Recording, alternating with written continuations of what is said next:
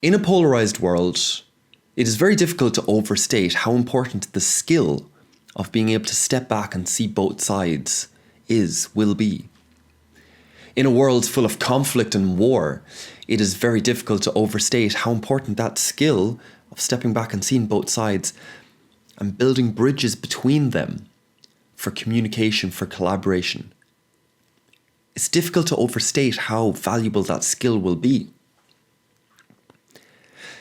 In a world full of individuals who are isolated and lonely, it's difficult to overstate how important the skill of being able to see both sides and see into the depths and richness of those lives and be able to build the bridges to connect them. It's very difficult to overstate how important that skill will be.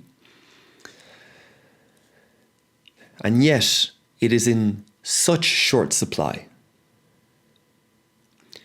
We are lacking the tools to allow ourselves to grow into those roles, to grow into that space, for a number of reasons. One reason is that we want an answer. We are looking for strong politicians. We are looking for personalized gurus. The 21st century so far has been very black and white. So in a world where we are looking for a guru, we're looking for someone to tell us that this is the way, and then I can stop my search. It's very difficult to take a step back and see that there's two sides. Despite the fact that we've had the yin-yang symbol on this earth for some time now, we forget that in all of that order is a bit of chaos. In all of that chaos is a bit of order. And we don't like that nuance. It unsettles us.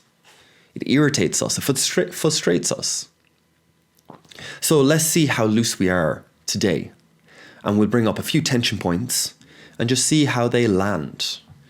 One, I'll start off with the most explosive first, which is the masculine and the feminine. Because of history, that's just very contentious from multiple different angles. Let's not even pretend as if that's like some linear thing. No, it's not.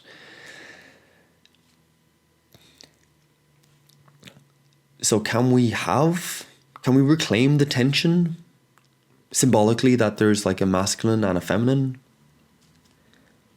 Seems difficult. What about the inside versus the outside? We all want to be authentic, just listen to our inside voice, that inner wisdom, that inner innocence, that inner play. Even when there's a lesson that's just smacking us in the face. No, doesn't work. You have to give space for both. And you don't want the other way either, where you just listen to the world and you give no time to take a moment and breathe and listen to how all of these lessons are actually kind of harmonizing together.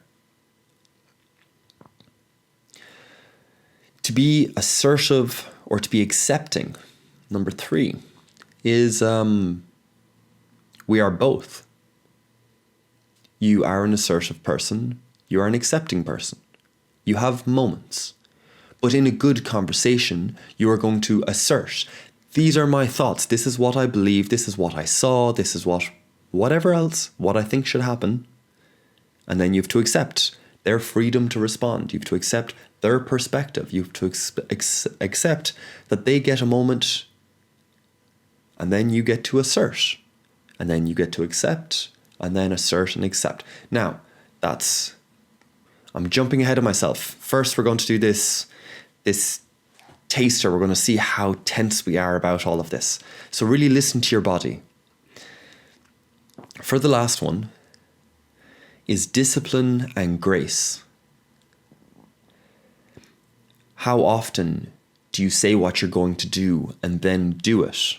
With no forgiveness, no excuses. I'm in the gym and I don't feel like it. My muscles are starting to ache. It'd be so much easier. I said I was going to do an hour. I said I was going to do 20 reps. I said I was going to try my personal best today. I said I was going to do an hour of work. I said I was going to read a chapter. I said I said what I was going to do, and I'm going to do it by force, by sheer will. And then the other side, grace. I aimed, but I missed the mark, and that's okay, because I'm going to aim again. And as long as I keep aiming again, it's all good. But too much grace and we get loose, we get lax. Too much discipline and we just turn to stone. We just get petrified.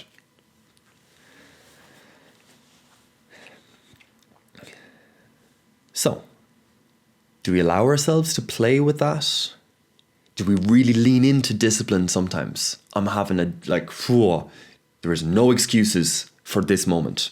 Usually I make excuses, whether it's diet, whether it's exercise, whether it's education, whatever else. We've all done, we're coming up to New Year's, we've all done it. Set the New Year's challenge and it's gone in 3 weeks. We've all said we're going to start the diet on Monday and failed it by Wednesday. We've all done whatever. I'm going to start. I'm going to turn over a new leaf. I'm going to da-da-da-da-da, and then everything will be great. Famously, this is why most people find it very difficult to quit smoking, is because they see it as a one and done deal. If I go back smoking, I'm just back smoking then. If you ask those people then to see it as a muscle, how many days did you go without this time? 3? Awesome. Last time was only 1.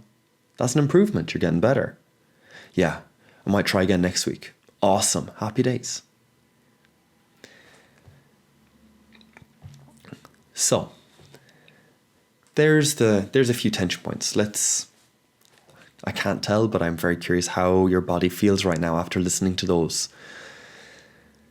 So one is, how does the body feel right now? Can we accept tension as part of life? Tension's a bad word, because tension, we think of stress and strain and something that's just about to break. John Vervaeke uses this term tonos, old Greek word. And he doesn't use that because it's easier for you to identify it. No, the exact opposite. It's less easily identified because we don't use it. Therefore, we can actually kind of consciously place it to where we want to place it.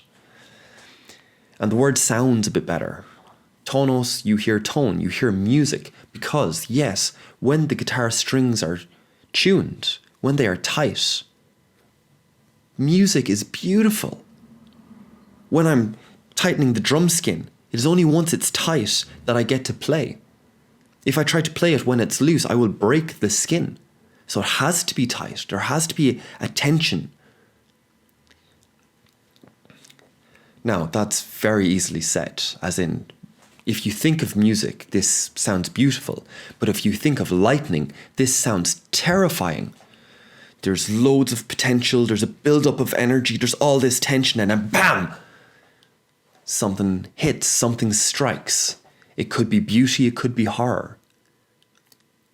Do we even ask the world to strike us with beauty anymore? Or do we ask the world to give us beauty that just kind of settles into our lives and is seamless? If love is real, I shouldn't have to change a thing. If it's meant for me, it won't pass me by. That was beautiful. It was so nice, so calming, I feel so peaceful. But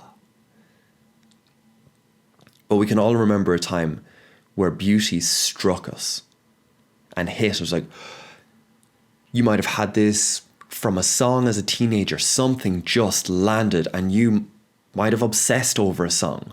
Obsessed over a band, obsessed over a piece of art, a sculpture, a symbol, a culture, a movie. All of these things, something that just landed something somewhere and you're like, what?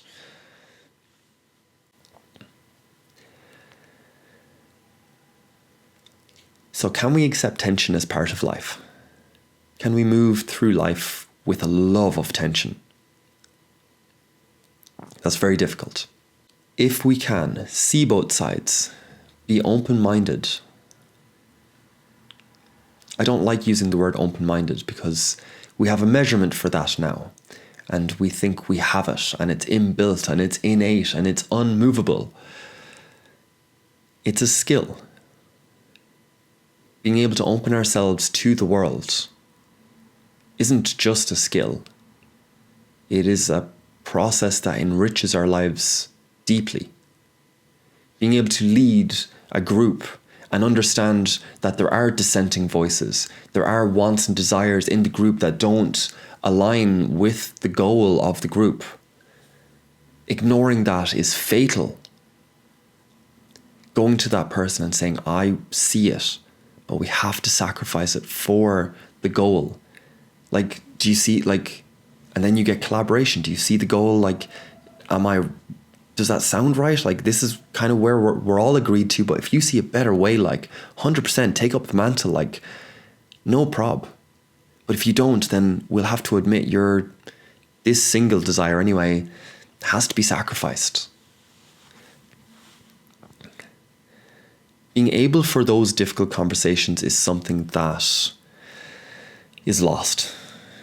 We're all so nice. We don't want to get struck with beauty. We don't want to strike with terror or horror.